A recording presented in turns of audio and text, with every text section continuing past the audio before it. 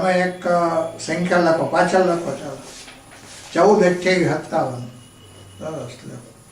14, 28, 57. હવે એને 2 વડે ગુણો.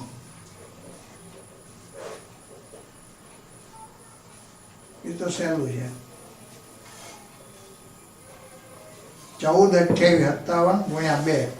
હવે જે આવ્યું ને એમાં તમે જુઓ, એકડો છે, ચોગડો છે, બગડો છે, આઠડો છે, પાંચડો છે, હાથડો છે. બસ બાદ બાકી અરે ગુણાકાર સાચો છે. હવે એનો એ ત્રણ વડે ગુણો. 14, 28, 57. આનું નામ ચમત્કાર કહેવાય. 14, 28, 57. ગુણાકાર સારો આવે છે, ભૂલ નથી પડતી.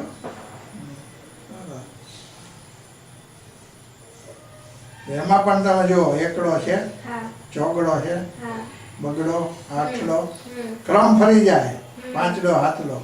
તો આવું તમે હવે ઘરે છે ને 3 વડે ગુણજો, 4 વડે ગુણજો, 5 વડે ગુણજો, 6 સુધી એવું થશે.